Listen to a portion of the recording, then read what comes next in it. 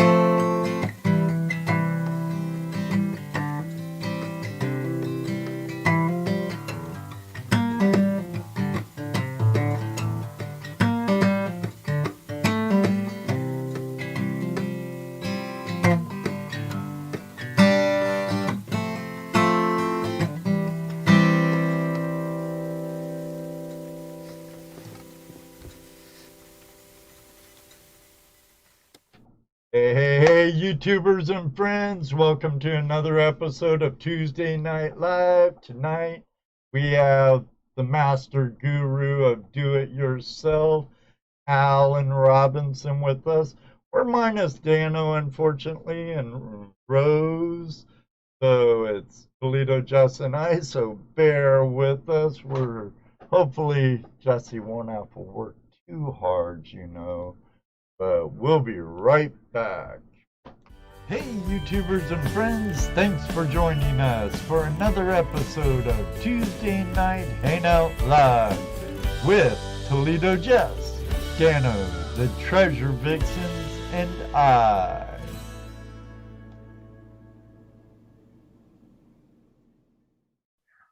All right, everybody, and we're back. How are you doing tonight, Mr. Toledo Jess? Okay, how about you? Not too bad. I can't complain. I've been eligible for channel memberships for, wow, quite a while. And I finally put it in motion. And we have 8 most excellent new members. We have Mark Miller, Marco Pittman. You remember, oh, you weren't there the last day on the Yuba, but Marco Pittman was. We have Mark Miller, Marco Pittman, Richard Davis. Oh, God, I hate trying to say this name because I always beep it up. Where will Matawa take you? Mr. Lodak helped me with that. Blue Pan Prospecting, Nikki, our favorite Aussie, Benzo Bro. One of our favorite Aussies. True. Terry Marshall's in here too. He's one of our favorite Aussies, along with uh, our friend Roger, and along with our friend, David Buckle, and can't forget Brad and Tazzy T and Taz T. Right. Lots of Aussies. So we got some like Matt. Hey you, Mr. Lodak. Yeah, hey you. Hey you. Then Mr. Lodak, world's best moderators in the house. I can't forget Peener Prospecting also. Peter. You could tell who they are in the live chat by their bright green, along with the band of the hand, the Spam hand, the flash spam hand next to their names. Yeah. JP Lonzamore is in the house with us. Jason Combe. Moto Mining. What's up? What's up? West Coast Gold Prospecting. How's it going? Benzo. What's up, Benzo? Jeffrey, hope you're doing well. We have Robinson Prospecting and Mojo. Mojo. Ow. JP. Our friend Roger James, another one from down under. Good morning, Roger. Bill. Wow, Relic Hunter. What's up? The comedian here. They're all comedians in this room. Him. Yeah, gotta love them, huh? Gotta love them. Lee Duncan, hello. Moto Mining, hello. Or ahoy. How you doing, Jack and Lisa Tucker from Exploring the Great Outdoors? Gold. What's up, Jack and Lisa? I see you're back home from your little adventure on the road, Mr. Wayne Peterson. What's up, Wayne? Hi, Sheila. How are you? Dennis? Sheila? I know. You already said hi to. I did too. What's up, Wayne? It never hurts to repeat ourselves. Welcome back, Nikki. Nickel and Dime Coin Hunter. Welcome. David Villa. Hola, amigo. David Villa. David Villa, hola, amigo. Don't they say stuff backwards, kind of? No, you say it backwards. We speak right. Because I'm dyslexic. Everything I say is backward. I'm at the rush stop. No, they're not back yet. Right on. Thanks, Jack. What's up? Ron F. Exploring the Great Outdoors. They changed their name again. Yeah, people do that.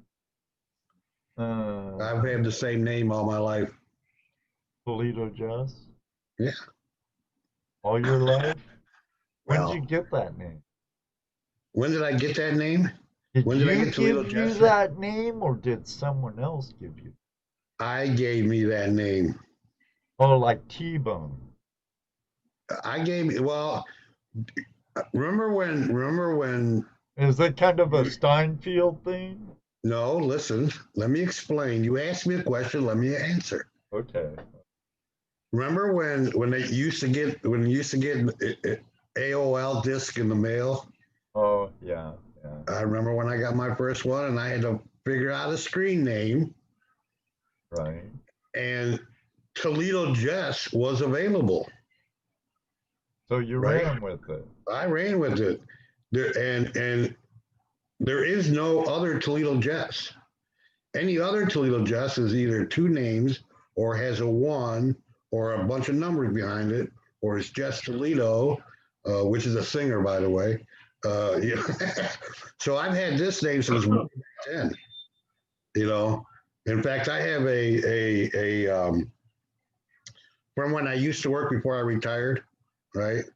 I had a varsity jacket from UAW varsity jacket. Did it say Toledo Jess on it? Yeah, I had Toledo Jess on it. It's on there. Yeah, absolutely. You're showing your age. Yes. I know. Look. I do that every day. Moto Mining. AOL. Wow, that's a long time ago. Hey, Klondike Mike.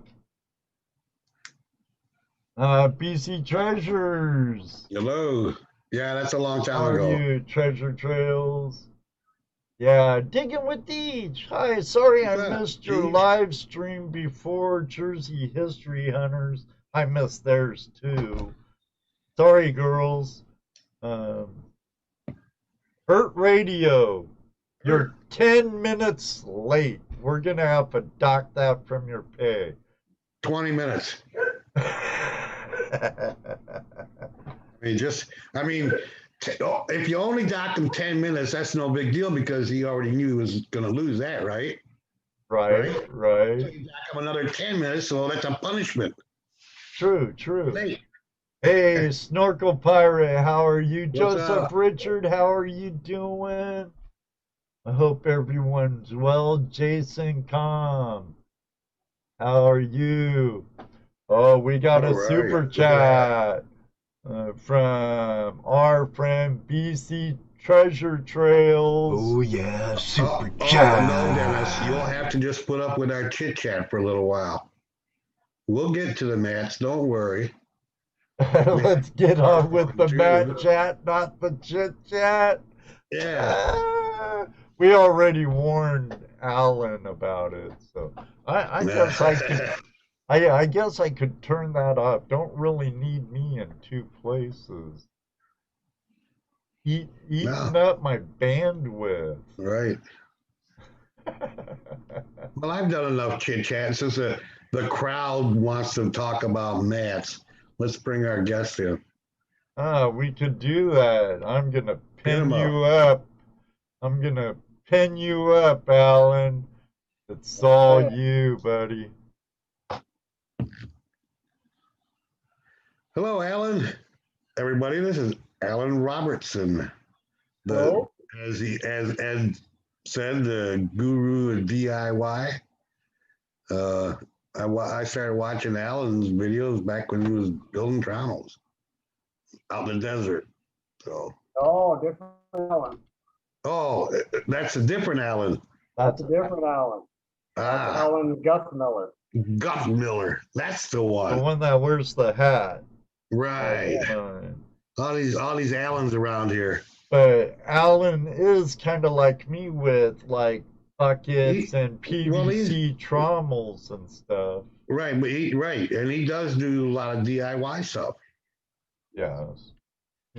That's why I said he was the guru of DIY. No. Gotcha. And it's an honest mistake. Yes, Alan is a silicone master. Silicone master. There you go. Yeah, the silicone master. That's bucket master a lot. That's according to Jason Combs.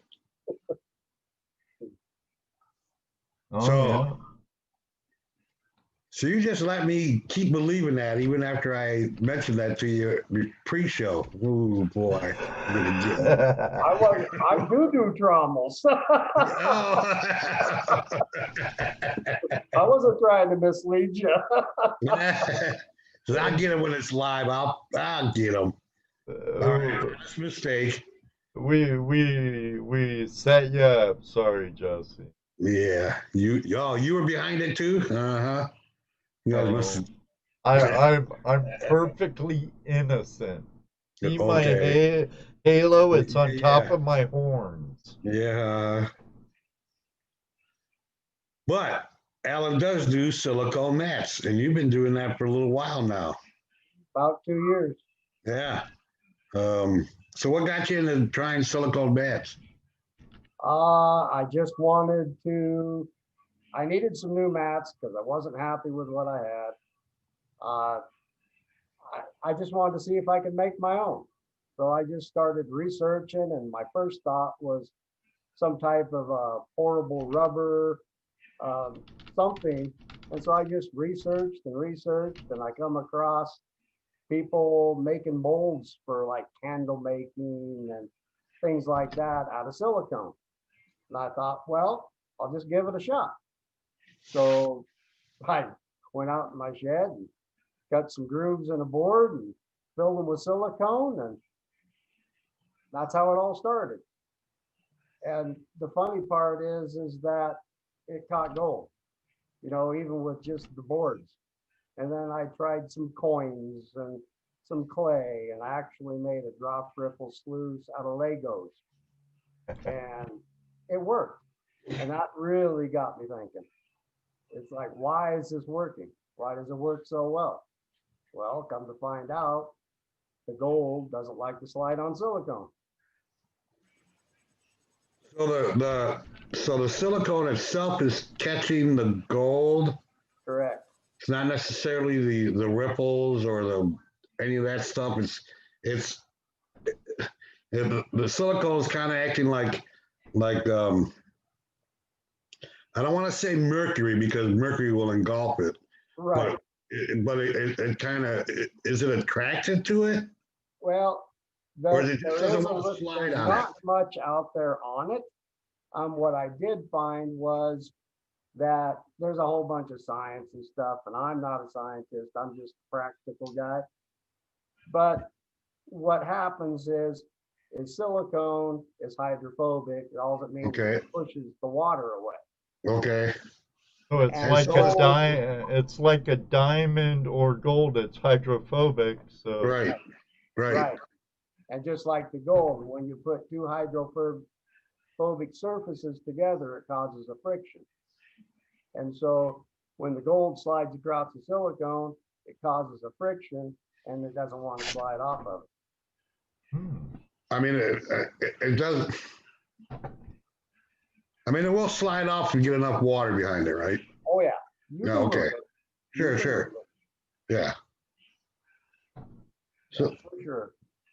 so how? Because when you're talking about that, I'm thinking. So if the silicone itself is hydrophobic, right? Mm-hmm. It shouldn't matter how thick it is.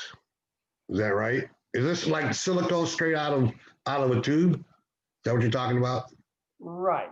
Okay, so you're not mixing up your own special formula or anything like that. Nope. Okay. Silicone. There is just use regular RTV 100% silicone, some Dawn dish soap and some water.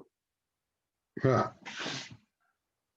And the dish soap is what? So keep it from sticking?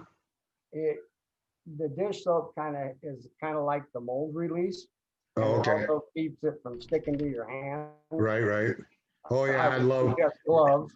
But that's what keeps it and lets it release from the molds and just doesn't, sit in there. And Okay. the water, along with the Dawn dish soap, makes it cure in like an hour instead of waiting days and days for it to dry. Oh, it helps it dry quicker, huh? Because it's a moisture cure silicone. Ah, It causes it to set up. okay. So conceivably, I could take some silicone and put a thin layer like on my flare or my sluice, right? Yep. And just put a thin layer on, but that probably wouldn't last long though, would it? With No, the dirt and everything else on it. It would come up. Yeah.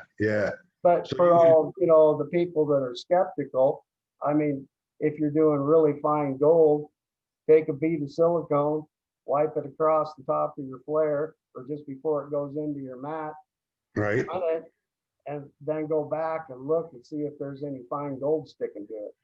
And my guess would be that it will be. But it will wear off if you were to do something like what I just said. I mean, just throwing the dirt down would just knock it all off anyways, right? So Yeah, you would actually need a mat. Got it. Okay. Scratch that thinking out. But that's how stuff's developed, right? Absolutely. That's the process involved in developing stuff like that. You're sitting around talking with your buddy about this or that, and suddenly, oh well, what about this? And then up comes the idea. So once you got that idea, what got you from building the stuff for yourself, right? Uh-huh. And then going to selling it, because you're selling mats and the molds, right? Right. So what started that whole process was I was just coming up, like I said, using Legos and Right. copying some V matting, things like that. A guy by the name of Roger out on the coast actually sent me a 3D printed mold that he had printed and with his 3D printer and just wanted to see if I could get a mat out of So I did. He sent it to me. It worked.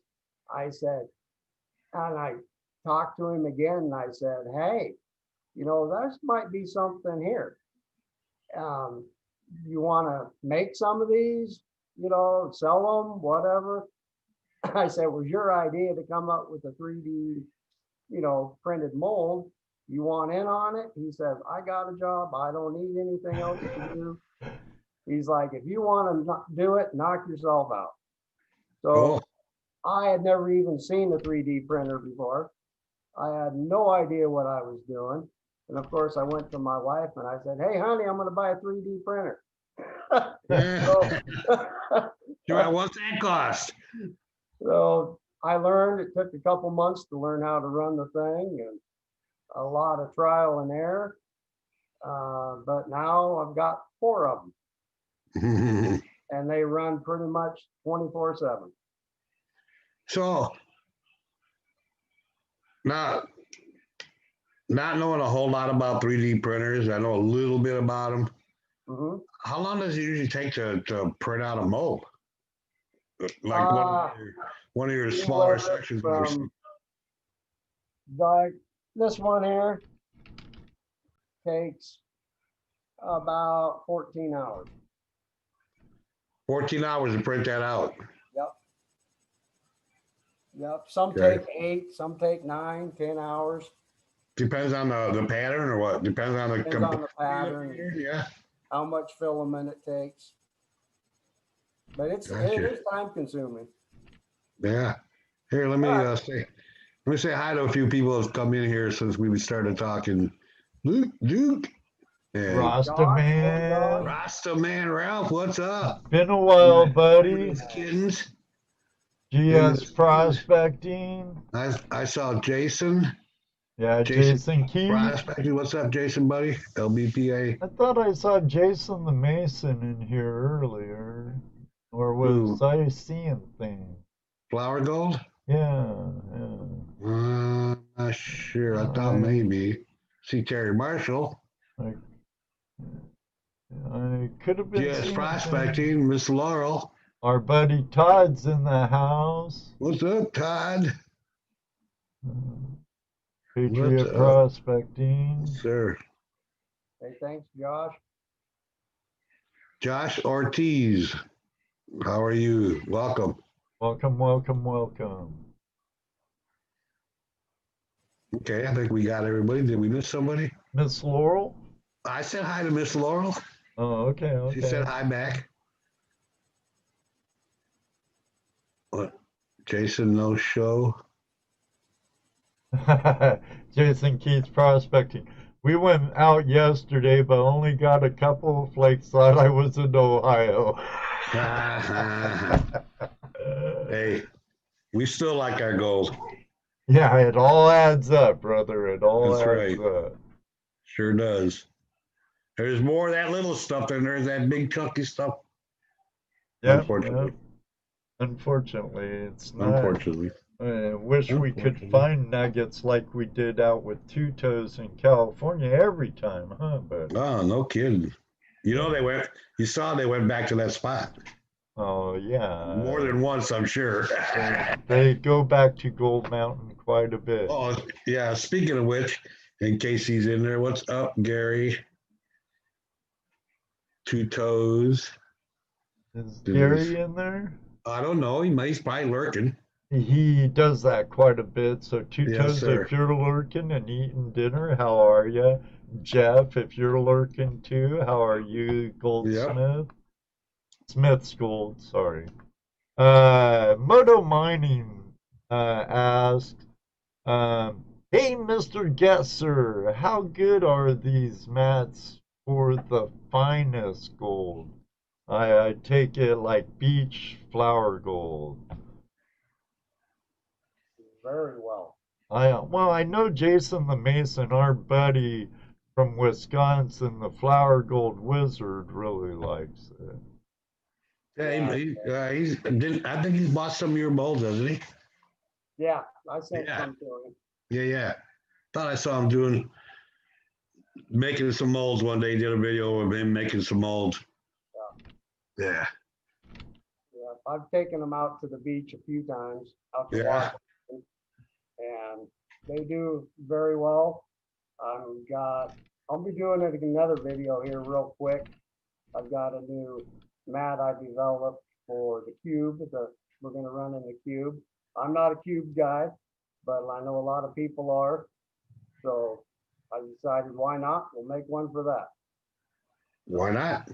Yeah, I've got it all made. Just gotta find time to run it.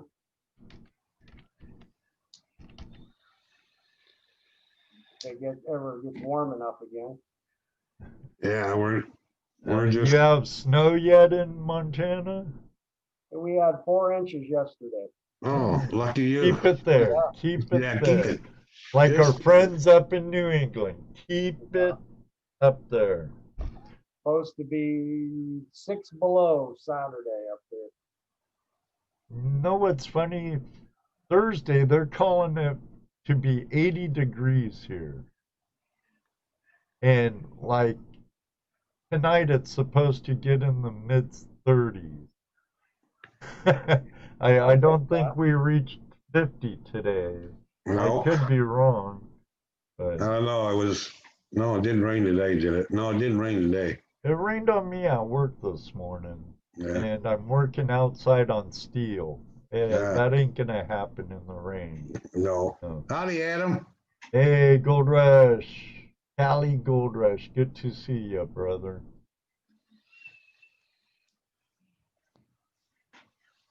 So, how long have you been prospecting? You live in a good state. Yeah, about 12 years, something like that. Yeah. Yeah, I'd like to get to Montana. One That'd be day. cool. One day, that'd be a cool trip. There's a few places we could stop and see some people. Yep. We could stop by our gas house and bug Alan, and then we could go up to Libby and bug David, and Yeah. I actually have family in Montana. They're over on the eastern side of the state, around what is it, Deer Lodge and Billings. Yeah, Deer Lodge isn't too far from here. But, You have to go stop to Helena and go to the sapphire mines. oh That's yeah. always a good time. If I'm up there, I'd like to look for fossils, but that's more the Dakotas, I think. But definitely get some Montana sapphires. There is a park I was checking out on the map. It's a little east of you. What's the name of it? Crystal Park? Yeah, Crystal Park. It's Yeah. in the National Forest, Crystal Park. Yeah, I haven't been there yet, but it's on my bucket list. Hopefully next year. It looked like What they is- had all kinds of cool crystals there. Yeah. Yeah, one of these days we're gonna get out to see Wayne. Oh yeah, I can't forget Colorado and go to Durango and visit Nugget Brain Peterson.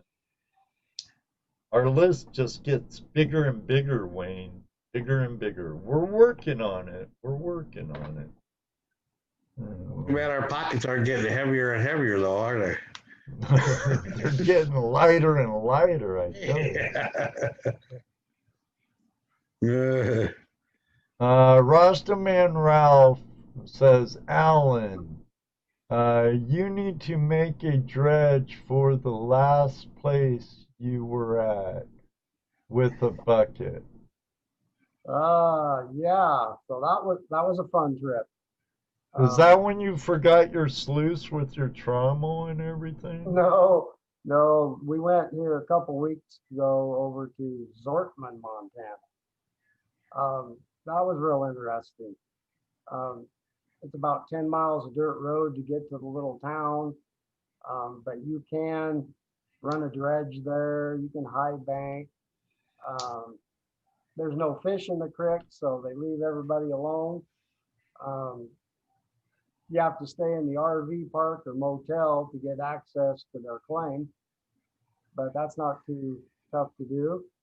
But a dredge, we have plans to go back next year. There is a person that we've talked with that says he's going to bring his dredge along.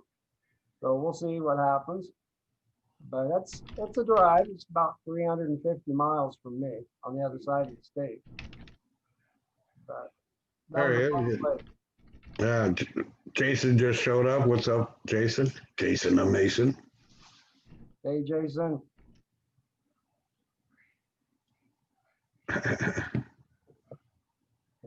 Let's see. Yes, lots of fossils in Wyoming and Montana, all the way through the Dakotas. Eagle Gold, Blue Bowl levelers. Yeah, those Blue Bowl levelers do work very well. Yeah, it sure beats shims. I'm glad I bought some. Did you make him some? Made your own? Yeah. Well, I didn't like the little clips that fit on the top of the 5-gallon bucket. Right. So I just cut a piece of plywood out, cut a hole in the middle of it, and then put some bolts up through the bottom and some wing nuts on there. And you can adjust it any way you want. We'll sit on any size bucket. I set it on top of my sluice for what else goes out the Blue Bowl. that's a good idea. Those clips are kind of a pain. They are. But you just put double wing nuts, one on each side of the, little wire thing that comes off the Blue Bowl, and it's super, super easy to do. And I think it cost me like $5 to do it. So, yeah. Hey, Mickey. He says it works like a charm. Oh, works like a charm. AU Migo Gold. Yeah, actually, he's going to be on the November 24th, Jesse. Oh, yeah? Him and his mining partner, yeah. Cool.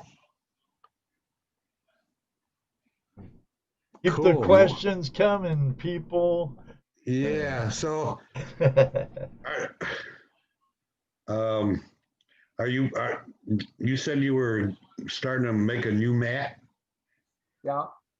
Or I know you said about the Goku, but you just showed us what is that your new mold for that mat? This is the new mold I'm making. Everybody keeps asking me for a high banker mat or something that'll handle a higher water flow than what I normally run. So this is it here. I got a section of the mat over here. I maybe should grab that. Some mat porn, I guess. Here's the actual mat, if I can get it in the camera. So no one else has seen this yet. A whole bunch now. Yeah, tilt it down a little bit. I want to see what's the top. I see the profile. Tilt her down a little bit. There you go. There you go. So that's one section, and the water's coming from the top to the bottom, right? Yeah, it's flowing this way. And so, like my thinking is you look at a lot of the gold shows and bigger production stuff. And see what carpet, expanded metal, right, riffles. So what I did is I put a high-low V in the bottom. And okay. This is my expanded metal. And then the riffle, I actually put, if you can see it, I actually put V matting on the riffle itself. Oh, okay. So you got lots of places for gold to get stuck. Right, exactly. So untested yet, but I pretty much already know it'll work. So was that you said that was for a high banker or for a dredge? I don't know. I've never tested any of the mats with a dredge. I don't know how they'll hold up to all the big rocks if you're doing right. Yeah, they're gonna. Yeah, Yeah, it's gonna have to be tough material to hold up to especially like a 4-inch dredge. Maybe not so much for a 2-inch, Right, where you're dealing with smaller rocks, right. mostly gravel. But a 4-inch, can be a little different. That'd be pretty tough, I would think. Yeah. But it's strong material. I took the mats this year over to my friend's sapphire mine, and he has a big setup and runs a jig, and then all the smaller 1/8 inch and smaller material runs over a sluice box. So I put the mats in his sluice box this summer and tested them out, because that was the question: how long would they last? Right. Without wearing out. And they ran at the end approximately 300 hours of runtime on the mats, and they still look brand new. Is that ripples, did no wear, no nothing. is that you said 300 hours? Yeah. How long of a time? I mean, over what, 4 months? over 4 months? Yeah. Sitting out. I mean, sitting outside in the elements and stuff. Yeah. In the sun, baking. Yeah. Gotcha. So, and that's, have you tested to see how long it actually will last outside and just being out in the elements?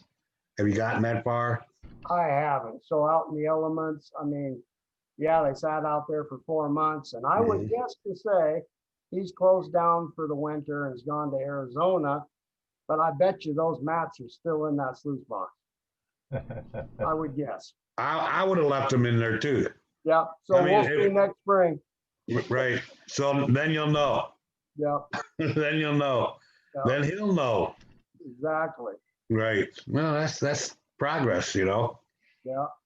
That's how progress works. I'll have to ask him next time I talk to him. They asked me if we left the mats out in the sluices, and because that's a good test. Yeah. I've done the same test. I've left a mat out in the sluice box, and I'm here in Ohio, summer to summer, from summer, fall, winter, spring, back to summer, over a year's time, just sitting there not using them. These mats held up, so that was good. Yeah. Not all mats will hold up to that. Like I said, I'm in Ohio, so I got storms, winter storms, summer storms, all kinds of different weather. Sometimes all the same day. Right. Oh yeah. 4 seasons in one day. Oh yeah, easy. That's nothing unusual. But yeah, that's a test that you definitely need to do. Because but then again, I don't know what it would cost to make mats for, let's say, like a 12 by 36 or even a 48 sluice box. What? Did you say the S word, Jesse? Drum Detect said the S word. Beep. I said the S word? Oh, beep. What was the S word? I don't know. Well, hell, shoot. I could have said it for all I know. Okay. Anyways, hey, what's up, Thomas, folks? I don't know. So on the mats, it takes about, I would say, depending on how thick you make them, it's about $12 a foot. About $12 a foot, yeah. And you said it depends on how thick you make them. So you can make them different thicknesses. Right. You just make a border, whatever thickness, whether if you're doing like a glue down mat, you can use like a 1/2 inch angle aluminum. I'm starting to print the different sizes with my printer now, but like this one I just showed you, that's 1 inch and 1/8. Okay. Border around the molds. So, and that's what, 12 inches wide? Yeah, 12 inches wide, 7 inches long. Okay. And this one is extra thick because I think of the high water flow, we're going to need it. But right. This was 3.5 tubes of silicone. Okay. And for all the guys that have the mats, I'll just shout this out. Silicone Depot gave me another coupon code for until 2030, so the next 8 years or whatever. They gave me another coupon code for 11% off all orders. And you just put in the coupon code Allen. Huh. So a lot of people have been asking about that. So Cool. That's cool. I mean, yeah. and in return, they'll once in a while send me a couple cases of free silicone so I can experiment and try new things. So that's what I get out of the deal. Oh, that's cool, you know. Oh yeah. Hustle, man. It all helps. Says Dennis Hedrick said I built a gold hog mat, and then after I moved, I'm moving. Then after I put it in an 18 by 30 inch silicone mat for a dredge. So what did he do? Use a design? He must have used a design. I don't know. I don't know. Well, So a lot of people have asked about copying other people's mats. And I know a lot have tried, but the problem people run into and they don't think about is the mold has to be reversed in order for it to come out right side up. So a V mat, you could definitely, copy. Right. But, anybody else's mat, it's going to come out upside down. The other thing is you run into is there are some limitations with the silicone, just for the simple fact of it moves. It's not, you're not going to make little teeny lines and have them stand up very well. Right. So there are some limitations to that. But also with the mat moving as the water and material goes over it, it helps it keep from loading up and will actually help the gold settle to the bottom because it's always moving. So it doesn't just stay there. So like we were talking earlier, the silicone and the gold are both hydrophobic. Right. So the gold doesn't want to slide across the silicone. Right. So it's really, like I said, it's really the silicone itself that's cramping it. Now I think on one of your videos that I was watching today, you were talking about how there are some people that want the gold to actually stick to it tighter. So that would be hard. So like you really don't really notice it that much until you put like a silicone mat in the bottom of the glue bowl. That's really where it really shows off what it does, because you can turn, I've taken beach gold and I have videos of it and put it on the silicone mat, and you can turn that thing up overflowing over the brim, and that gold stays right on that mat. It doesn't go to the center. You can actually watch the black sand go out of it and the gold just settle down and stick on the mat. That's where you can really see it. So once it touches the mat, it doesn't want to move it off. Right. But a Miller table, silicone Miller table doesn't work where it beams. You can't get a thin enough layer of water on it without the silicone pushing the water away. Okay. So your mat's always dry.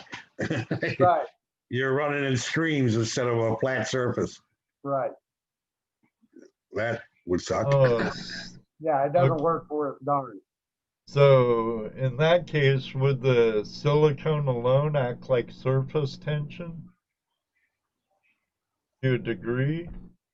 Without it being wet? While it's wet, if you're just trying to run a real thin, like on a Miller table or on a shaker table a real thin sheet of water over it. You Well, said it that's wanted to bead up and move away.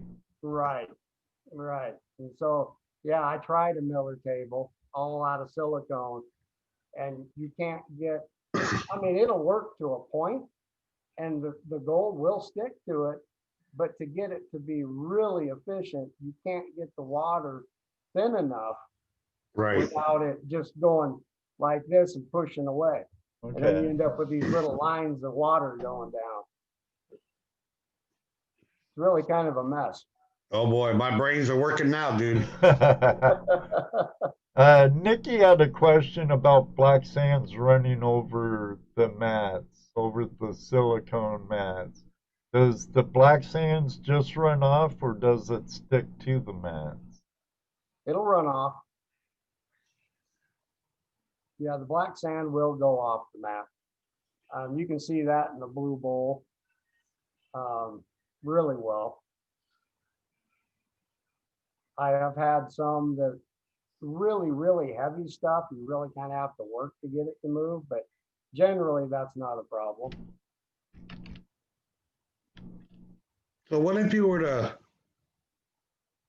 put a thin layer on a table, pitch it at about 15 degrees, Mhm. and run dry material, shake it off? Would the gold stick to that? I don't know. I've never tried it. That question's been asked, but I I'm mean, gonna because you're have to try talking, it. well, because you're talking about, both the gold and the matte or hydrophobic. Right. So, like, if you were to make a, let's say a Miller size shaker table with no water, and all you do would, pitch it at an angle, maybe put a couple grooves in there to catch the gold, and just shake it down. Something to try. That's for sure. I might have, there's a good winter project for me, I There you guess. go. Let me know. I want the prototype. You have to give that a try. I mean, because what we were talking about, the gold is actually sticking to the silicone, right? Right. Right. So it's not necessarily the patterns that you're using in the mats that are catching Well, it. I mean, it's helping. It's helping to drop it down, and I understand that part. I definitely got that part. But when you're talking about the gold is actually sticking to the mat, that sounds like something might be able to do dry. maybe. And I don't know if the dirt would take that effect away from it. You know, Right. the dust and the dirt getting on there. I Okay. don't Right. know. It might just slide off then. I'm not sure. One way to find out.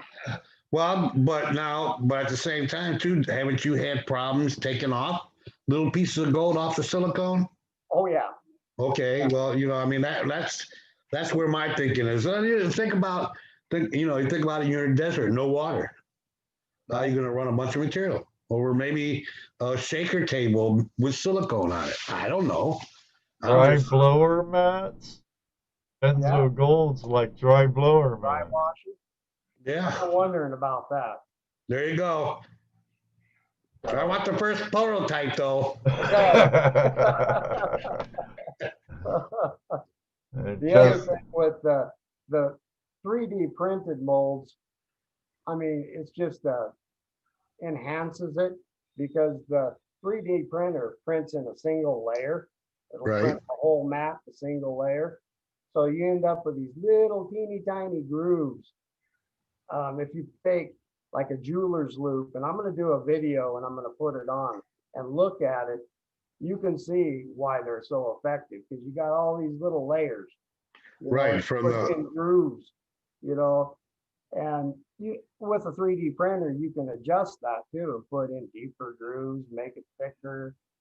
But once the gold gets down in there, it has a hard time crawling over all them little grooves to get back out. right. So just an enhanced feature, I guess. I think if the silicone is actually, if the gold is actually attaching itself to the silicone, because like you said, it doesn't want to move. There's such a friction created there It doesn't want to move. I see a possibility for a dry washer type mat, something. Yeah, might have to give that a shot. Maybe we'll give something to them guys in Arizona to work on this winter. There you go. There you go. Call it the Jesse mat. Oh, brother. Yeah, well, hey. Nice try, Jesse. Nice Well, try. just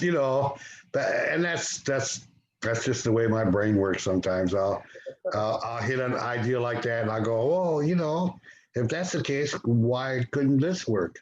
You know what I'm saying? Hey, Lester. Something to think about. Yeah, yeah. So anyway, that was the mat thing has been a fun project. Right. It has to breathe. AZ Desert says it has to breathe. Well, that would be for like for the a dry wash. washer. But I'm thinking of a shaker table type situation. Yeah, so like a larger dry panning type Ceranon. Right. So you just take. You don't have to worry about taking water out. Right.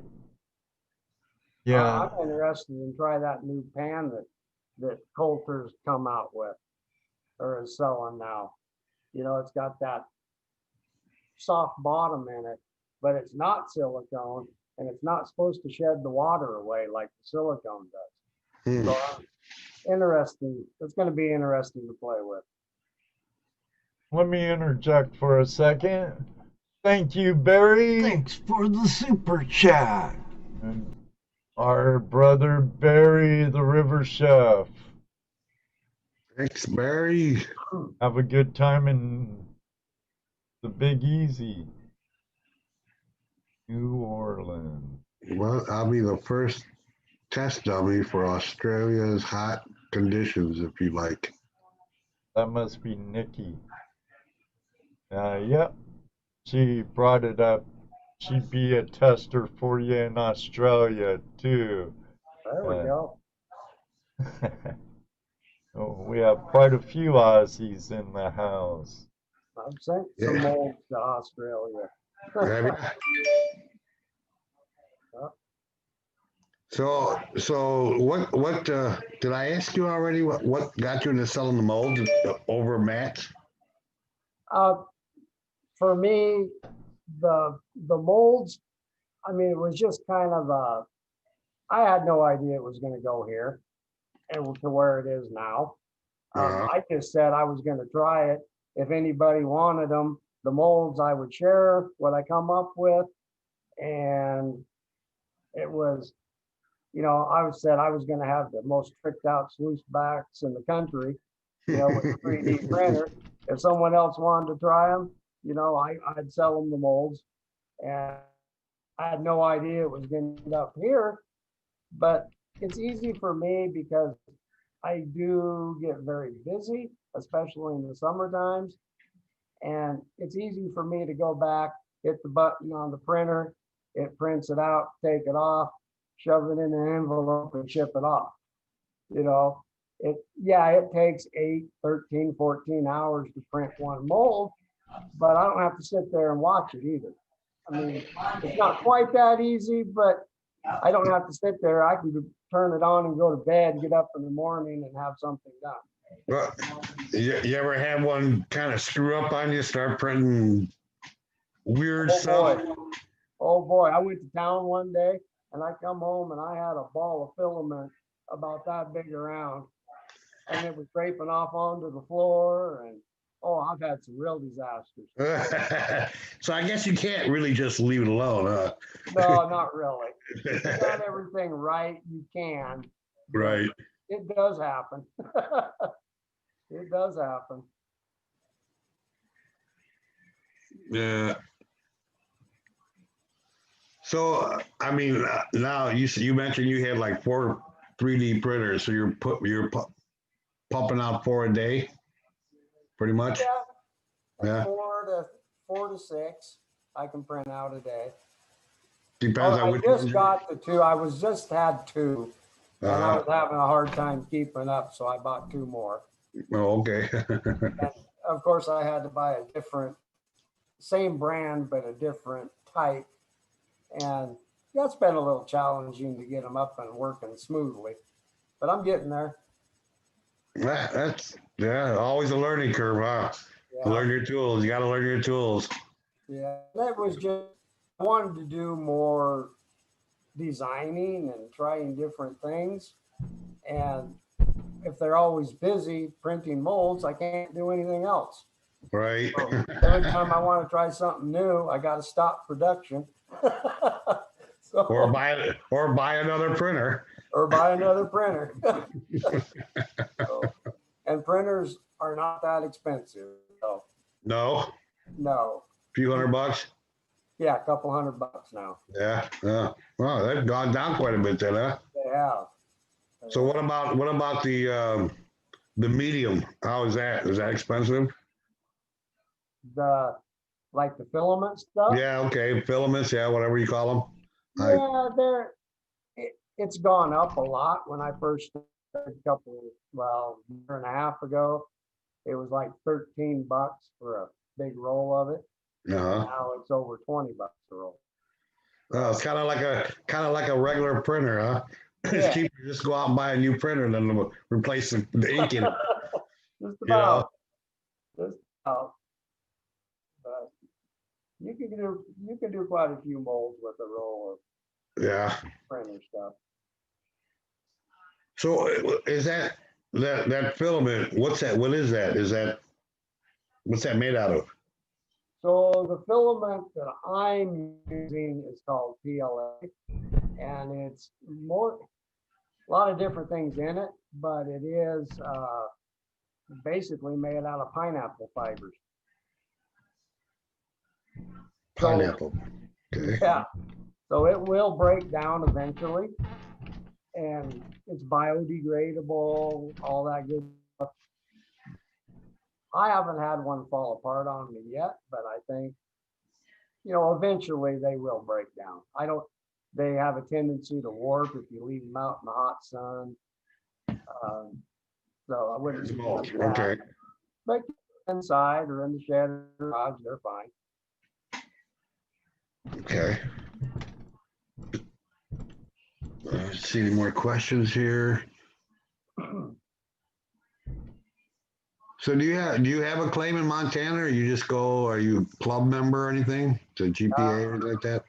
I belong to a club.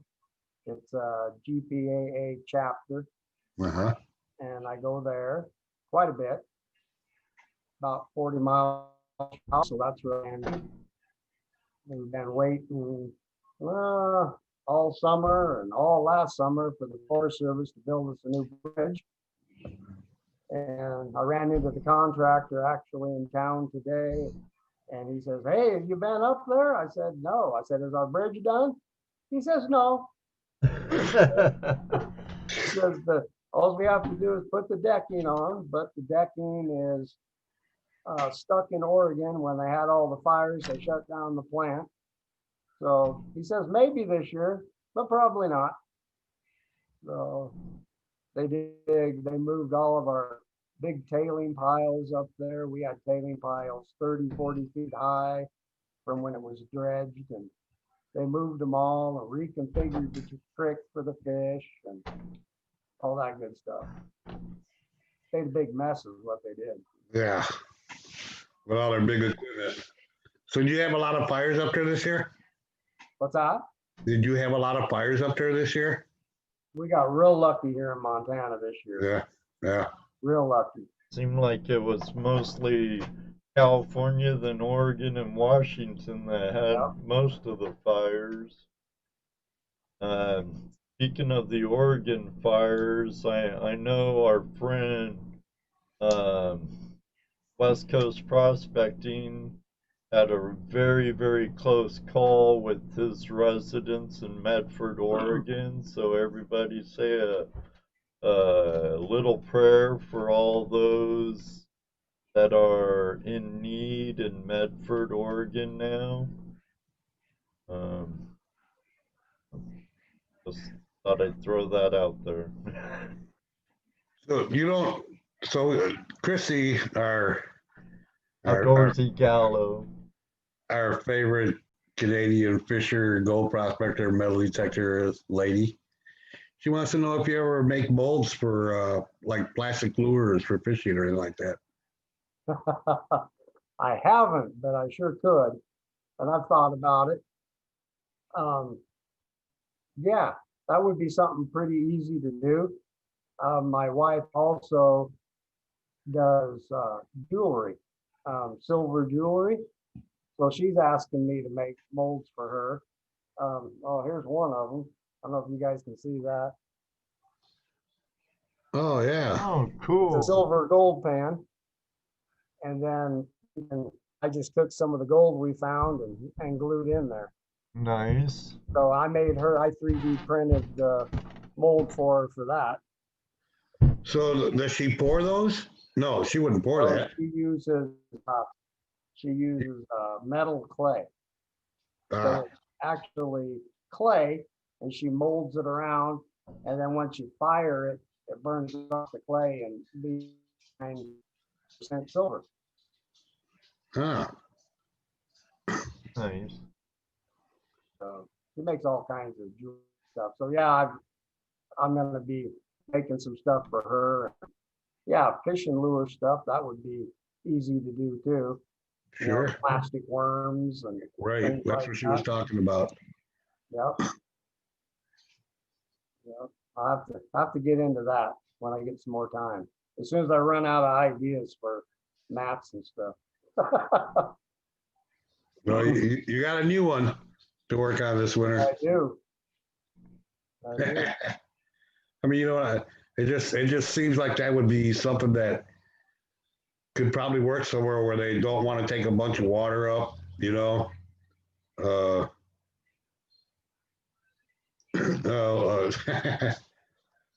AU Amigo wants to know where you can buy that necklace. He can get on my YouTube channel, find my email, and you can get one of these. I think, I don't know, she's not in here, but she's made a few. We've traded some for people, and yeah, she's willing to make them up. There you go. I'm on your about page, Aaron, and I can't find your email address. Oh, it's not on there. Here, I'll just put it on here. It's real easy. Molds and mats at gmail.com. moldsandmats@gmail.com. Yep.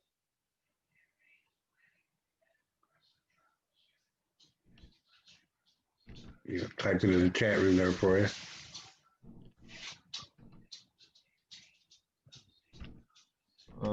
Is it N sign or AND? AND. Okay. moldsandmats@gmail.com. Yep. That's it. Okay. Oh, you funny, Jaron. You funny. He says, make a maze and see if the gold can find its way out. You funny, Jaron. Since when does Mr. Lodak take Bill Marsh's job? Bill's here. Yeah, I'm surprised he's been kind of quiet. At least now he laughs. Our friend Ohio Relic Hunter, he's quite the comedian. Oh, he's traveling. Was traveling. Okay. Didn't want you chatting while you're driving. Right. Must have been out detecting again today. Grumpy Tech says the world is at your fingertips. Yeah, someone, I forget who said it, but they were talking about you're only limited by your imagination. Right. What you can With a do. 3D printer, that is so true. And I love it. I'm going to get more into it. more into it, more into it. And I'm just thinking, I've been buying these aluminum strips of aluminum to make my mats and my molds with to go around for the borders. I thought, why am I doing that? I got 3D printers. I can easily Print your own. print my own. Duh. But I'm getting into more of the tougher filaments, harder to print, but they can withstand a lot more. They're a lot stronger. You can drill it, different things. So I got some more ideas I'm coming up with, other than just molds and mats. So we'll see. So where do they find your molds at? On eBay. On eBay? eBay. Easiest thing to do is just go to my YouTube channel, and I've always got the link in my description there to my eBay listings. I just figure, and a lot of people have asked me, why don't you patent it? Why don't you do all this? And I figure I keep it low cost.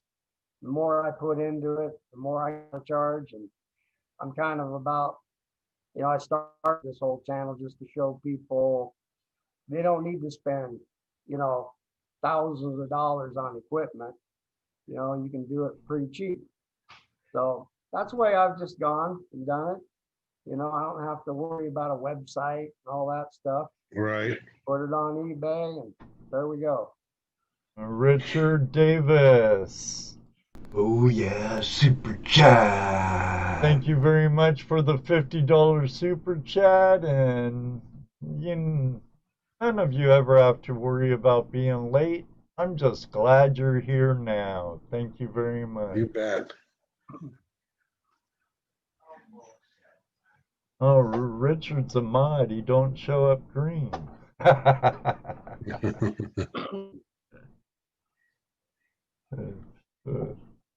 At least it ain't yellow, I guess, since he's a mod. Wouldn't that be weird? That would be weird. That would be real weird. Did you see the other question? Oh, that was a comment.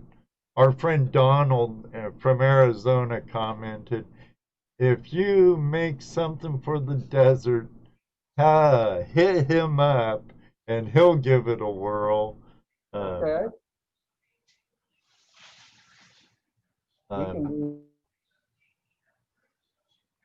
Yeah, that's our friend Donald. You can also catch him in GoProspectorspace.com. Okay, I've been on there for a while. Yeah, I'm sure there's never a shortage of testers out there. Oh, I bet. I like to do that too, so I can't blame people at all. Right. Can Alan 3D print a dry washer mat? We were just talking about that. Well, with the dry washer, you have to have air pass through it. Right. I don't know. You could. You so easily could. It's just, I don't know. I'd have to do some research because I'm not a dry washer guy. We don't have dry here in Montana. Yeah. You got water. I mean, especially your part of Montana in western Montana. So. Yeah. When we go over to the Sapphire mine, that stuff dries out pretty good. And the Sapphire mine, they get some dry ground. So I could test it out over there too. But that's a few months away. Yeah. I like the idea of not, if you don't have water, being able to use some kind of shaker table with a silicone. Oh, that would be something. That would be. Yeah, that would be pretty cool. Yeah, if it works. If it works. Right, if it works. I mean, because I know you can dry pan. It's all the same principle. Your gold is going to drop to the bottom, regardless of whether it's air or water, right? Right. It's going to drop to the bottom. Well, I'm gonna have to try it. I got a shaker motor here. I'm just waiting to try out. So there's a good project. All right. There you go. I had the shaker motor for 9 months and I never got around to making my project, so I guess it'll go for a new project. Cool. It might be able to interchange them, Right. you know. So, I mean, yeah, I don't know how much, see, again, I don't know how much shaking you would have to do. Well, I guess you'd have to do at least enough to move the material, right? right. Right. Huh. Yeah. Good luck. I'm done thinking about it. All yours now. See, I like that. I need someone to print me a new F-150. there you go. That'd take a day or two. Well, you know, and what's funny is they do have printers big enough to build your house. They do. I know. Oh yeah, they actually use like a mortar substance or a Right. They're concrete. like concrete almost. Yeah, and I was watching it. It was pretty cool. But That's got to be expensive house. yeah, when concrete's about 120 a yard. And then you got to pay for the use of that machine. Yeah. Yeah, yeah. I heard they were doing it in one of the other countries, and they were building these concrete 3D printed houses for like $4,000. Really? Yeah. I don't know how big they were, but just small, but they were doing it in another country. Right. Try and find that again. Yeah, I saw that. I thought that was pretty cool. I thought it was pretty cool. I'm going, wow, why not? You know, Yeah. you know, I mean, when you think about what a 3D printer is, it's just a frame with a cake decorating tip squeezing in a pattern to make what you got to make, right? Exactly. You know, I mean, when you get it down to basic, it's a frame that's squeezing out a what you would call filament, which is now it gets hot, right, and melts it. Is that how that works? Melts it, right? right. Yeah, it melts it. So now you got the same thing happening. Yeah, it's exactly the same. Just squirting it out. Yeah, just squirting it out, and but you're using a computer to map. And Right. okay, build me a cake. No. Print you a cake. Right. I mean, the same with the CNC machine, right? Just a Right. frame with a router on it. Oh, pretty much. Yeah, only it's got a brain that tells it where to go, how far to go, when to turn, when to not cut, when to cut. Yeah. Right. And it's great for me because I can't even cut a straight line. Well, And that's why I do a lot of my DIY projects with, buckets and PVC pipe. And oh, I love PVC pipe. You can't screw it up; it stays square. It's perfect for a guy who can't cut straight lines. let the tube cutter do it.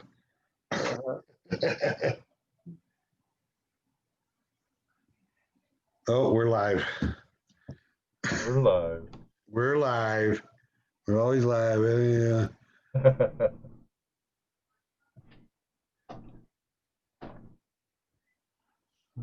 So what you prospect for gold? You do any other treasure hunting? Or anything? Just a little coin hunting, Yeah. but I haven't done much of that lately. Is it like all kinds of coins, or is it like colonial silver or silver stacking type stuff? Or So I've done some metal detecting. We've got just a gazillion campgrounds around this area, tons of lakes. So I just go out with my metal detector and pick up change. And I found a few silver ones. I found a silver one in our backyard back here. It was a 1913 dime or something. So found a few silver coins, not many, but lots of trash. lots of trash. Lots of trash. Don't worry, Bob. No one's doing a Tobin here. At Cheers, least Drum not here. I Detect. don't know about over there. Have a good one. Thanks for coming in. We just normally do digging for gold, and we think we went to the sapphire mine probably 5 times this year. That's got to be fun. That's a lot of fun. Yeah. Find a lot of sapphires. Yeah, didn't do real great this year, but we did all right. We did okay. But I think we got about a 6 carat this year, sapphire. I'm waiting to get one of them 20 carat sapphires, that are worth, $20,000-$30,000, Right. That'd So be nice. Is there diamonds in Montana also, or? Not, there might be, but not of any, quantity. right. Mark Miller wants to know if you ever make anything on your printer just for fun, not for mining, just to see if you can make it or something that you think that you designed looked really cool. No purpose. I have not yet. Oh. I have not yet. You got to play with your machine. No, I haven't made anything just to goof off or anything.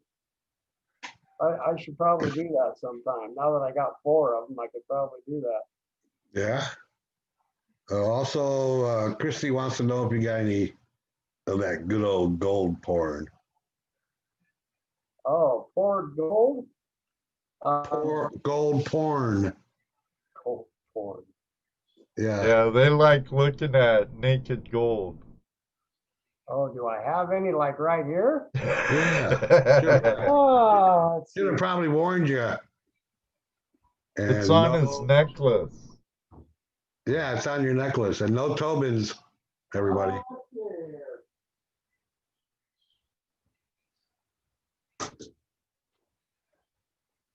Yeah, Richard says Alan can whip you up a nice gold bar. Oh, that's cool. Is that Get in there. yeah? Is that from last year or from this year so far? Oh yeah, last week. Last week? Yeah. You lie. Yeah, I'm lying. If that was from last week, I guarantee you wouldn't be here tonight. Exactly. You'd be there. That was a nice nugget. Oh, that's a nice nugget. That's really nice. That's cool. What else I got? I got all kinds of goodies over there. GoPro Unlimited's getting excited. Show it to me, baby. Let's whip it out. Here's a cut sapphire. Oh, that's nice. Nice. Is that one of the ones you found? What's that? Is that one you found? Yep. Oh, cool. Yep. Another one. It did, Chrissy. It did look like an ear, didn't it? Yeah, cool. That gold nugget you showed looked like an ear. Yeah, it did. More gold. Yeah, nice. Yeah. We had a friend up here that was cutting them for us, but he moved away, so we got to find a new cutter for our sapphires now. Well, it sounds like you need to print yourself out a cutter. No, I don't have the patience for that. That's I belong to a Rock and Gem Club here in Toledo, and that does take a lot of patience. I mean, it's tedious work. And you have to be able to see. Oh well, that helps too. Yeah, that helps. But yeah, it's fun stuff to do.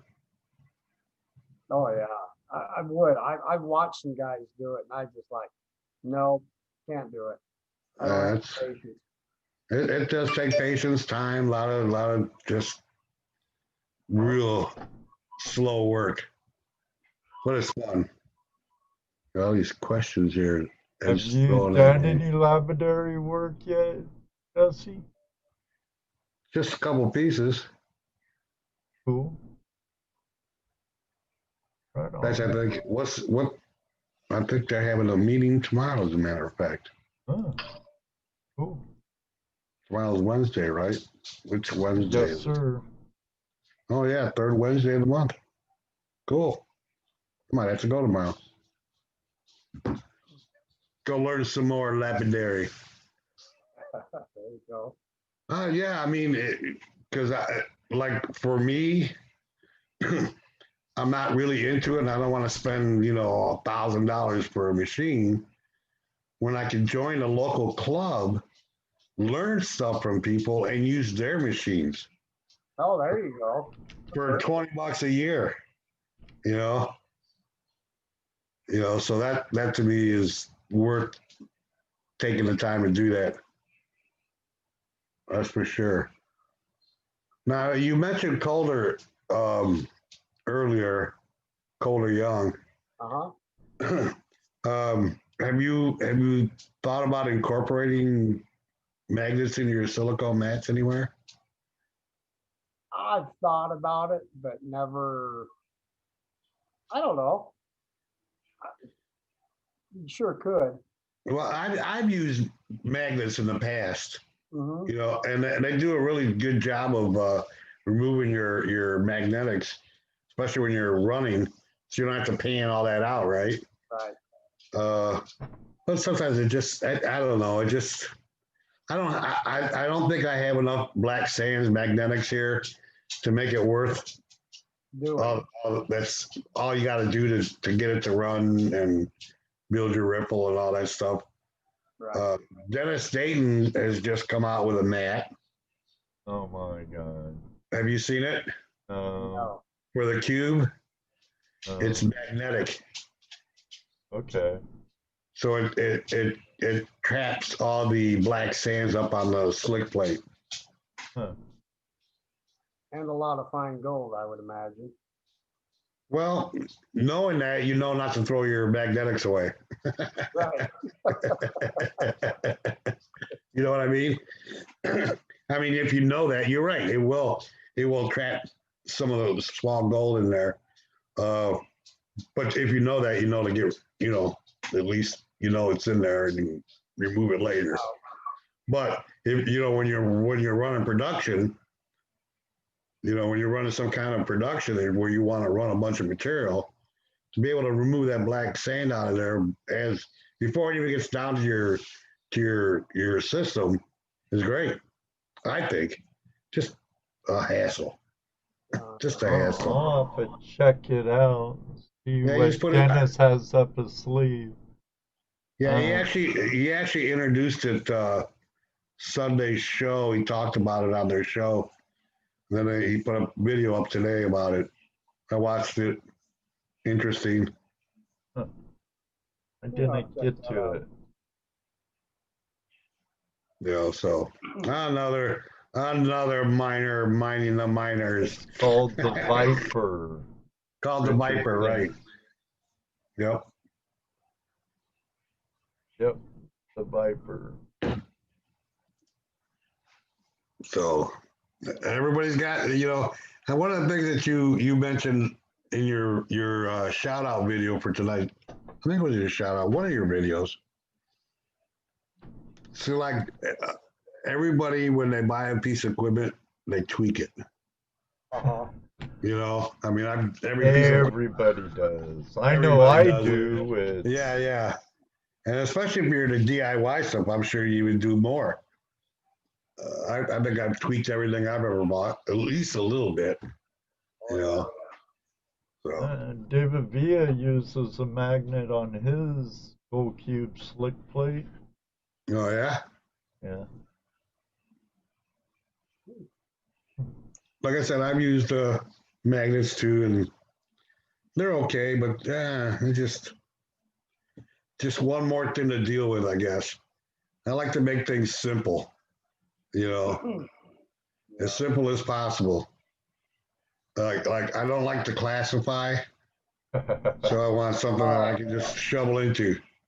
I hate classifying. Right. I hate it. Well, you can save tons of time if you can get away from classifying. Right. But the only time that I like classifying is when I'm getting ready to go home and I want to take a few buckets home with me. Yep. You know, then I'll classify. I'll class down to an 8 or something. Other than that, I'd rather just take a shovel and just start shoveling, man. Start working the material. Yep. So That's why I made my trommel, and I'm making a new high banker right now. I wasn't happy with the last one, so we're trying again. what were you happy about? Oh, I've always liked to run like 1/4 inch material, and the high banker I made, it didn't work very well for 1/4 inch. So this time I've gone to 1/2 inch, and I think it'll work a lot better. But we ended up with a whole bunch of big flat rocks sliding down between the grizzly bars, and I didn't like that. Oh yeah, right. Too rocks for my liking. Like I said, just give me a shovel and a mat I can shovel into it. I'll go. You know. I mean, I will classify if I have to, but it's not my favorite thing to do. Waste of time. I hate it. That's like when you get like dry material. I came up with that wheelbarrow classifier. That works really well for dry material. I use that over at the Sapphire mine several times this year. Yeah. Big screen on top of the barrel. You tilt the wheelbarrow back and start shoveling, and all your material, your material, your pay dirt runs into the bottom of the wheelbarrow, and all the rocks slide off. It works really good. That's funny. When I was in Alabama, we used a A-frame 1/2 inch screen mounted to a Pelican boat. Oh yeah, and we would just throw our dirt at the screen, right? And the big rocks would fall back in the water, and the small stuff would fall in and fill the boat up. And as we're filling it up, we're emptying the water too. You got one guy shoveling, another guy emptying the water. But it held all the material. We actually loaded a boat up and pulled it back to shore and ran the material on shore. Oh, that's a cool idea. It was awesome. It was, and talk about easy classifying. And take it down to a 1/2 inch. You know, just throw water, rocks, everything up there, and it just slides down. And you got it on an angle so that the small stuff drops through. The big rocks fall out. Yeah, you're not going to catch it all. You're going to lose some, but Sure. You got plenty more to give. You know. Oh, yeah. Isn't that the way it always goes, though? You can't always get it all. Right. But Patrick and I, we actually filled that Pelican in probably about a 1/2 hour, 45 minutes. I think we wound up with like 6 buckets each of material. What a quick way of doing it, you know? Oh, yeah. Yeah. So that was fun. That's why I wanted to get that Pelican. We should have just bought it, Ed. Yeah. Maybe again. I got my eye on a little flat bottom boat here across the street, about a 10-footer. Ah, there you go. That would It's look aluminum. a lot like that Pelican. Right. It's aluminum though, but that's okay. We just won't sink it. Pelican could sink too, can it? It isn't like a Boston whaler and filled with foam. Yeah, they are. They are. Yeah, they are. They're a plastic body with foam inside. Oh, okay. So. Yeah. It's like the little boat that I'm looking at, Christy, is like a John boat. A little bit bigger than a P-row. Yeah, it's like a John boat. You know, people sell that kind of stuff all the time. Right. You keep your black sands? Yes. Yes. Yes. I keep all my black sands. Oh, yeah. I hope to And be doing some roast in winter sometime. Eventually, I'll roast it and I'll crack out the flour and pan it out. mm,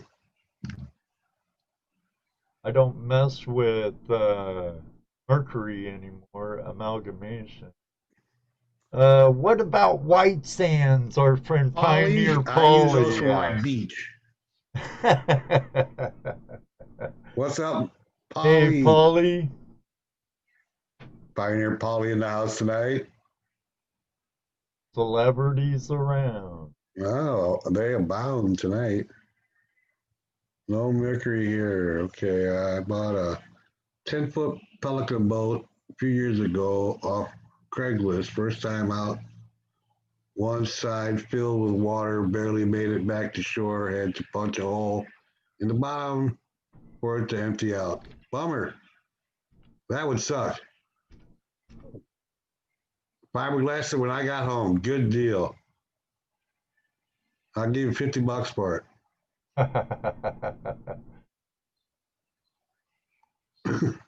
Oh, he is in our state. I'm I know. surprised he didn't find it metal detecting.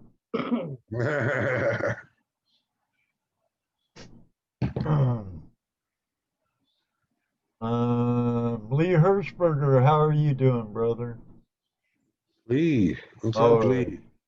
he sold it years ago, Jesse. You're out of luck. Oh, bummer. You're out of luck. That's okay. Well, I'll offer $50 to somebody else then.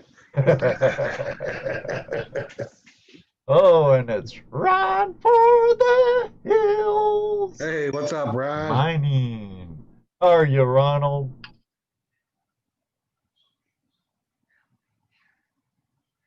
Glad you're doing great, Lee. Been a while, buddy. Yep.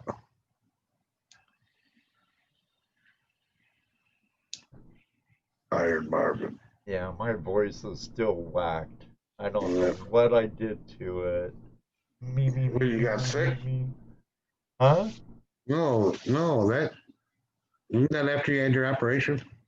Yeah, but it was just a little growth on my neck. You don't think it would do that stuff, huh? You never know. Yeah, I don't know. I don't know either. So what's your projection for, let's say, the next year? Let's keep it short. Or I mean not a great distance. I could say, what's your projection for 5 years, Alan? Oh my gosh, that's way too far. Okay, back to a year. Let's go to the next. My projection for what? Just mats and different things I'm doing. Oh, well, yeah. Where do you? Whatever. Well, like right now, you're doing molds for mats. Is that something that you're planning on building into a bigger, like into an empire, or? No, No. no, and that's just I don't know. I just it all started and kind of grew, and I don't know where it'll end up.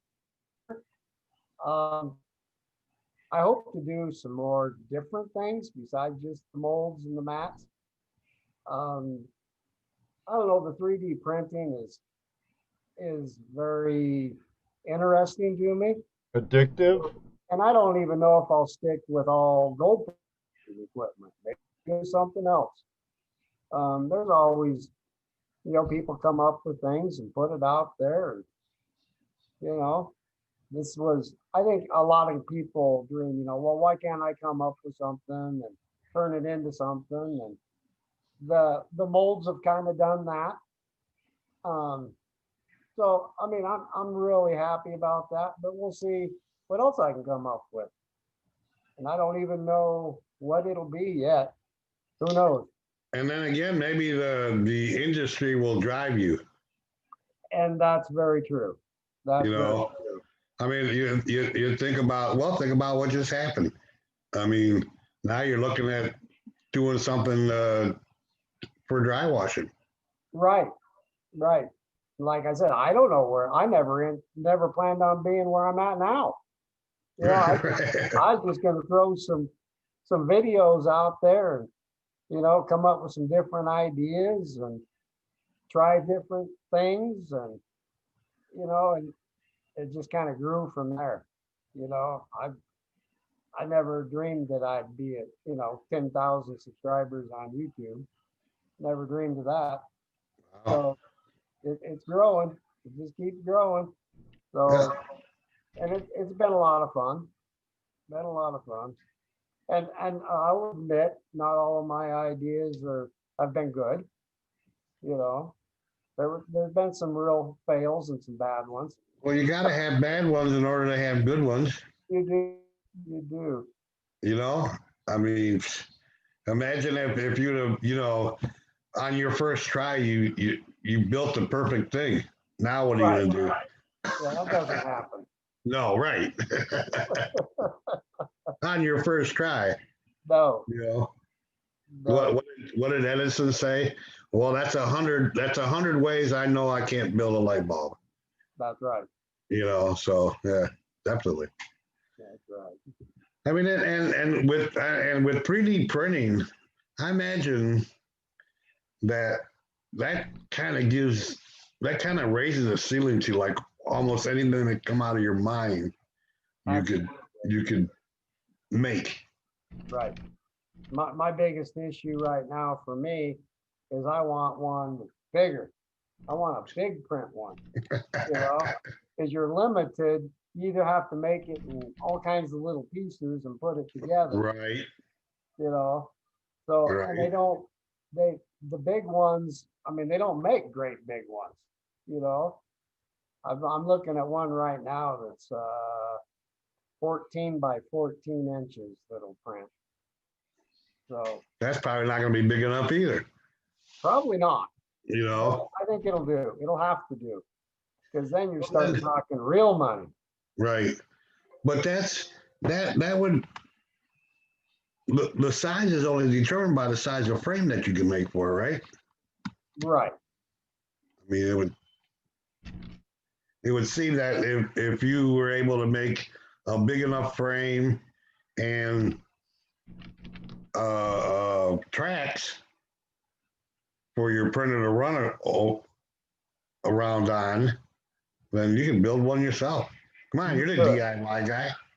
Yeah. Expand. DIY. Yeah. Not computer genius. No. Well, no, but think about it. What you take your printers and you start printing frame parts. Oh yeah, you could do that. Right, You were building parts like your angle irons and stuff that you used to get aluminum for, and Uh, now you're printing those. Use Is your that four cost printers. effective though? what's that? Is printing your angle iron cost effective over purchasing aluminum? Oh yeah, it is. Oh, okay.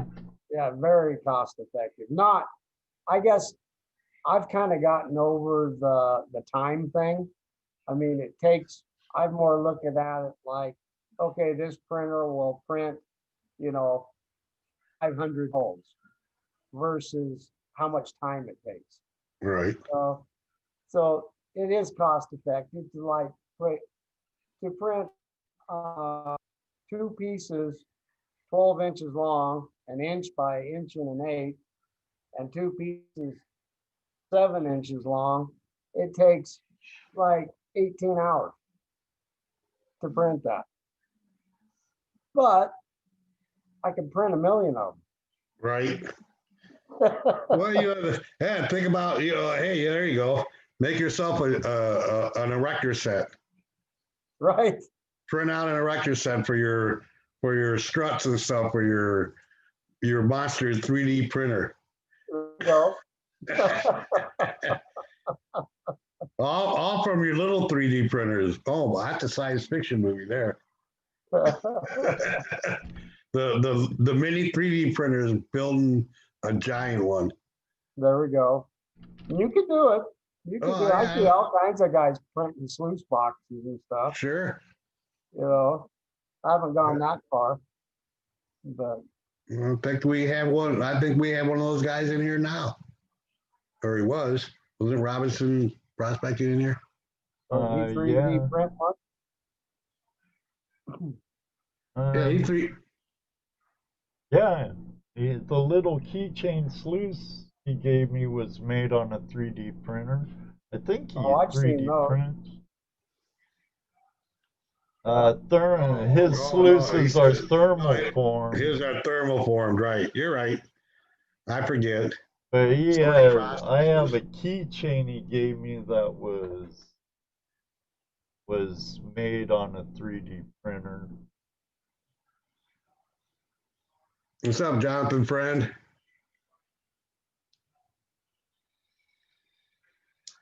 The problem is when I make a long silicone mat, sometimes they are 48 inches and it's hard to print aluminum that long in 5/8. Oh,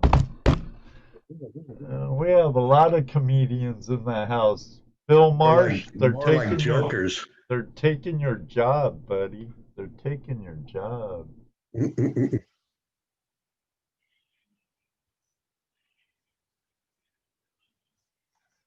Well, yeah, I guess. Dinner time. Well, thanks for joining us, AU Meagle Gold. Yeah, we'll see you soon, brother. Yep, heavy opinions. Uh, Bill says they can have it. He's retiring. Oh man, Oh, I man. find that hard to believe, Mr. Marsh. How do you retire from sarcasm?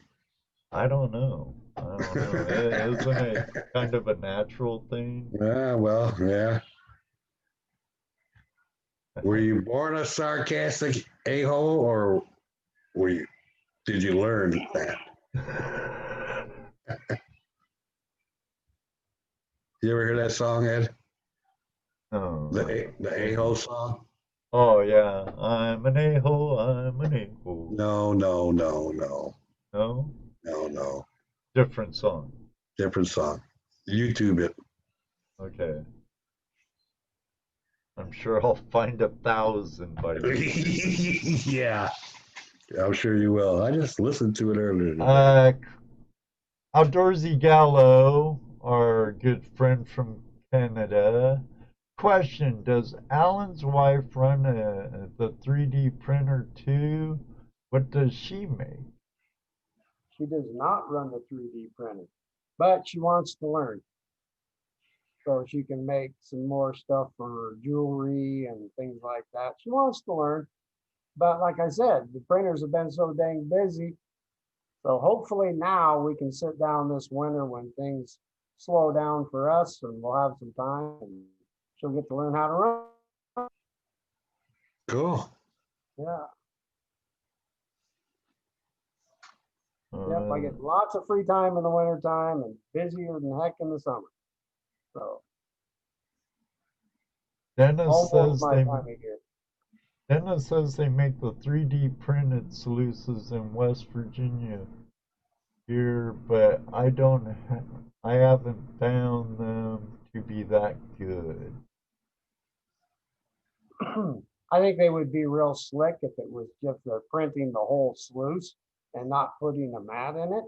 Right. They would be real slick to try and capture the gold, would be my thought. You know, I know I would think you would want to put some type of a mat in it to catch the gold. Hmm.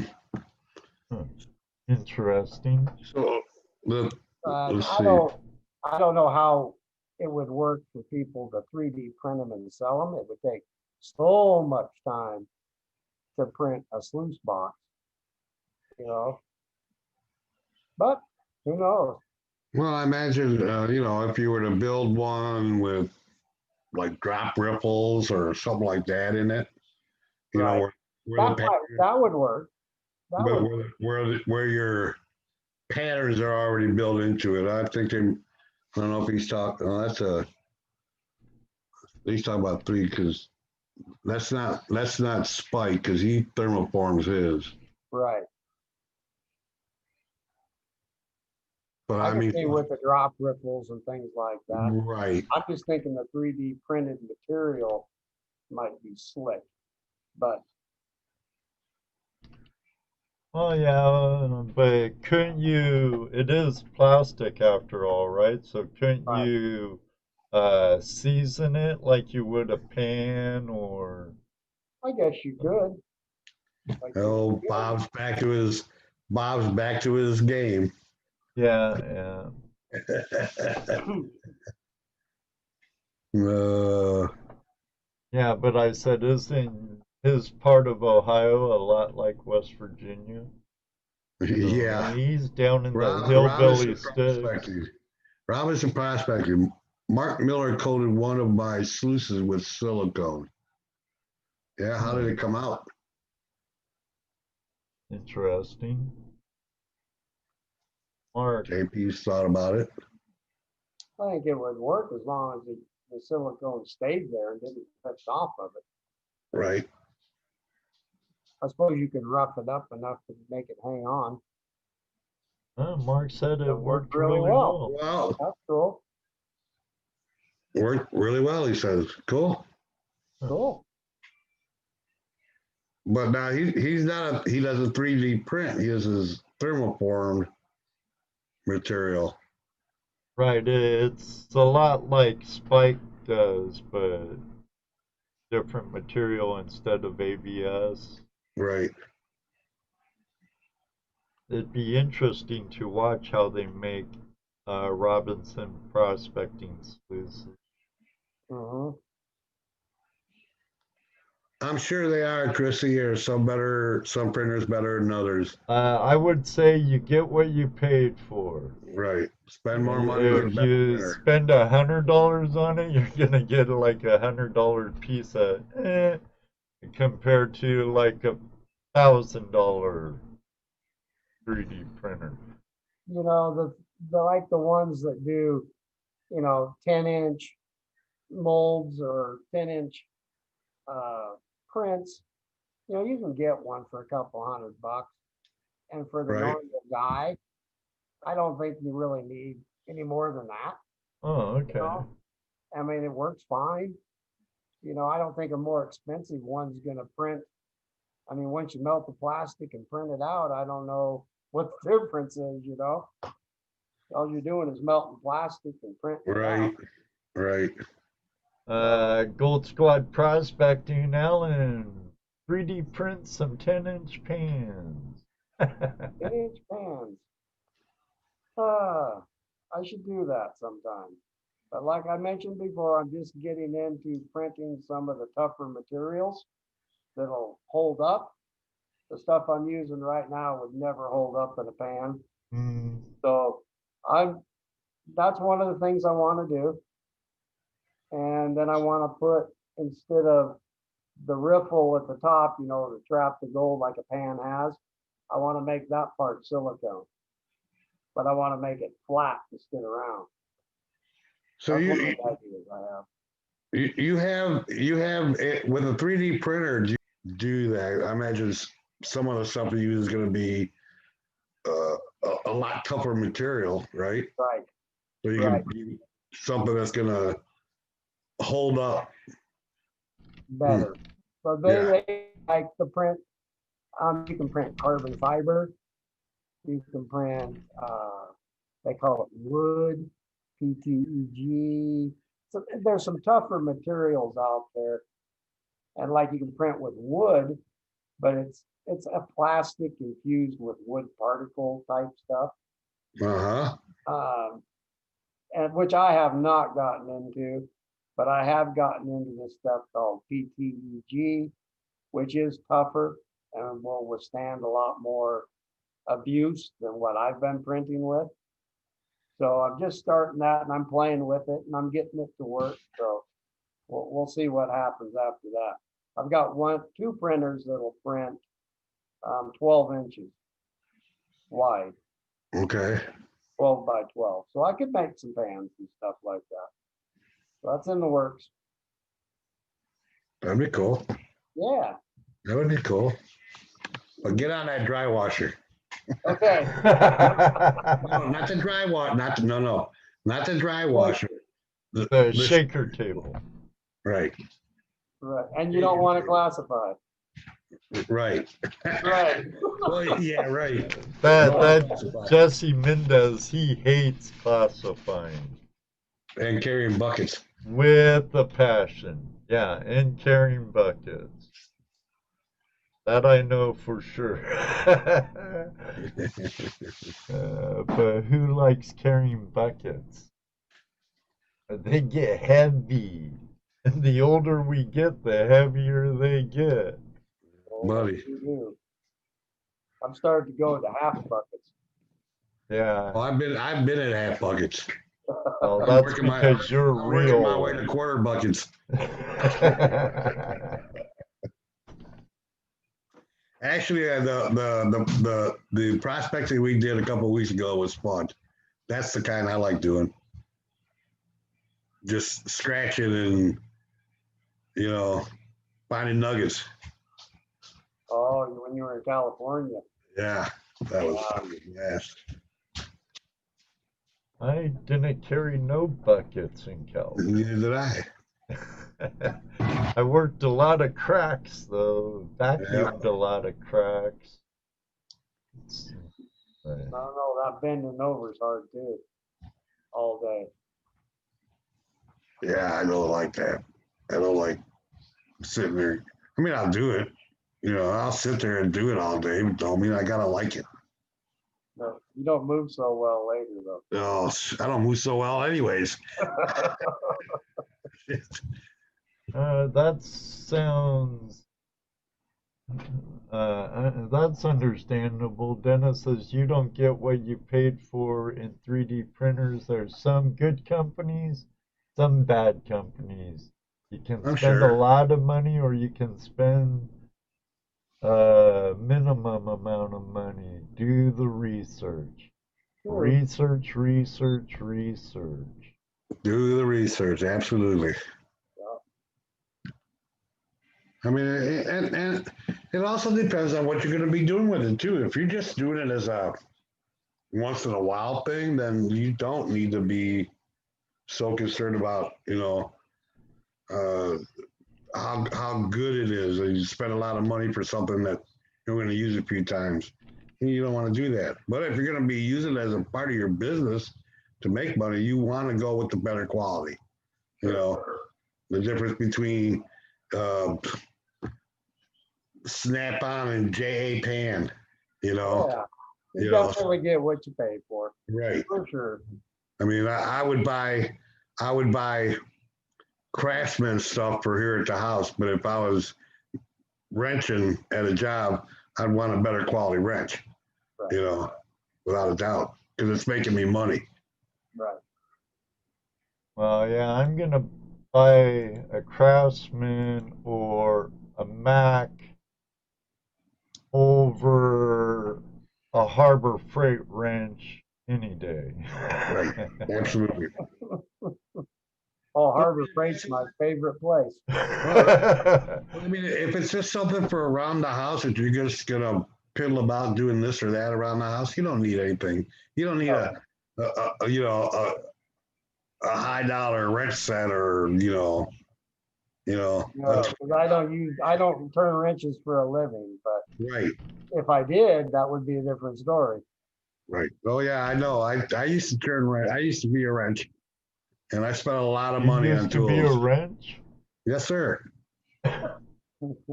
A wrench? Yep. That's what you call a mechanic. A wrench. I always called them grease monkeys. Well, that too. But or like a motorhead.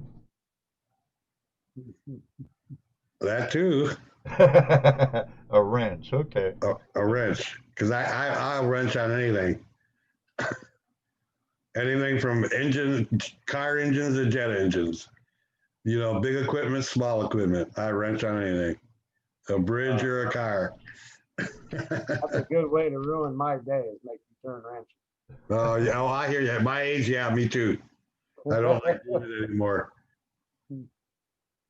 Yes, they are, David.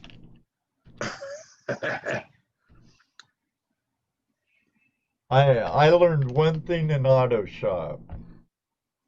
Hire mechanics. I never want to be a mechanic is what I learned in auto shop. That's funny. Because that, to me, wrenching was easy. That's just, it's like it came natural. Fixing things and working on stuff. It wasn't necessarily the assembly and disassembly, it was more the grease. Yeah, the grease I sucks. didn't mind cutting fluids and oils from machine shop. I really liked machine shop, lathes, welding, and all that stuff, forging. But just, you know, busting your knuckles, I'd much rather bust my knuckles, work in a crack or a crevice than on my head I hear you. or engine block, whichever the case may be. I hear you. But, you know, some Yeah. people, you know, to each their own, but hey, I'm glad I have some friends that are wrenchers, Yeah. mechanics. All right. Good night, Chrissy. Chrissy, thank you very much. And time flies, Alan. Oh, it's going on 10 o'clock. Oh, wow. It didn't even seem like an hour went by, did it? No, it wasn't bad at all. No, see, you did real well. I knew you would. Just get you talking. Well, I don't mind mining moto. Wrenching's kind of a pain in the. Oh, I'd much rather dig for gold than turn wrenches any day. Oh yeah, Oh, me yeah, too. yeah. Nowadays, absolutely. Oh, Nowadays, pay the mechanic. dude, I don't even do my own brakes anymore. I don't. I'll just take it to the local garage and let them do it. I mean, I could. It'd be easy as hell. I did an alternator here last week, and my back hurt for 3 days. But I went and dug gold. My back only hurt for one. And they both cost you money. Yeah, a lot more money. Yeah. And Yeah. Jason Keith, the older I get, the less I wrench. I can understand that. Absolutely. In the woods with Wolfie. How you doing? Wolfie. Makes it in just before we leave Another again. one of our Canadian friends. We start at 8 o'clock, buddy. We start at 8 o'clock. You're in the Eastern. same time zone. He's in Ontario, I think. Oh, and 3 Nuggeteers. That mat will be done shortly here. We'll be testing it out. It would have been nice if we would have met up with the 3 Nuggeteers while we were on the Yuba. I think they play on the Yuba a lot, Jesse. Yeah, they do. They get some really nice gold down there. Oh yeah, I've seen some of the stuff they've pulled out. Nice. Oh, we didn't. Weren't they there? We were there. Yeah, we were there. We were on the South Yuba. I'm not sure right offhand what fort they were. They can't wait for it. Yeah. What are you Wheel bearings tomorrow. I'm sorry. What are you doing sitting here on this show? You should be working.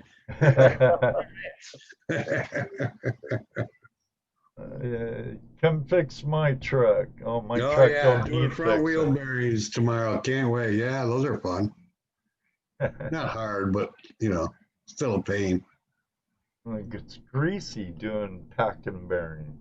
Greasy. Oh look, Ed, they've got their own claim on the middle fork. Oh, on the middle fork. Right. Nice, nice. Yeah, we didn't get up to the middle fork. No. Maybe Yes. next time. Maybe next time. But I want to get back to Gold Mountains, where I want to go. Yeah, left all that gold back there. Hint, hint. Gary, Jeff, Gold Mountain. Hint, hint.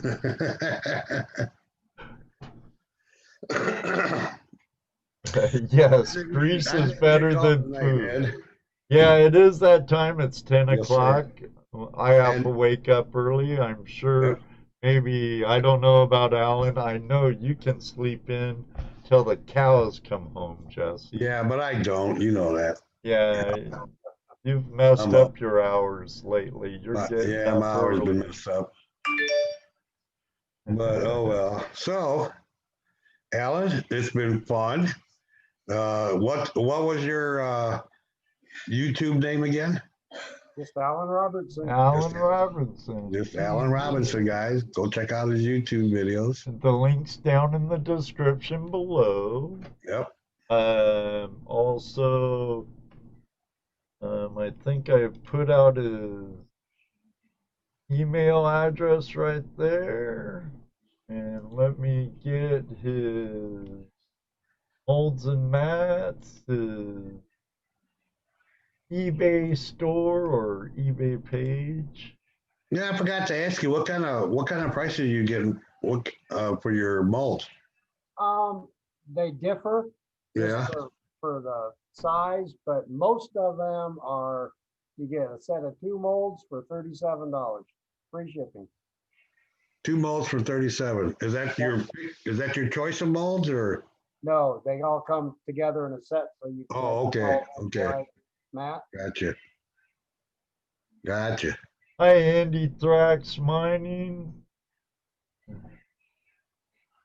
So if you want to check out his videos, go to Alan Robertson, and from there I'm sure you'll be able to find the link to his eBay store where you can buy his molds and mats and whatever other goodies he's got. Yeah, just click on any of his videos and they're there. I gotta yell at my cat for a second. Lucky, get down! I agree, David Villa. Good guest. We do it every Tuesday night, Three Nuggeteers live at 8 p.m. Eastern Standard Time, 5 p.m. for those on the West Coast. Everybody, Alan, thank you very much for joining us tonight. I hope you had a good time. Had a good time. Thanks for having me on. You're more than welcome. It was our pleasure. Like Jesse said, everybody out there, thank you so very much for being part of the Flash Fam. I'd like to thank Mark, Marco, Richard, Where Will, Blue Pan, Nikki, Benzo, and Peener again for joining the membership here on YouTube. I greatly appreciate it. Everybody, next week is our Open Line Tuesday where you are our guests, or it might be show us what you got.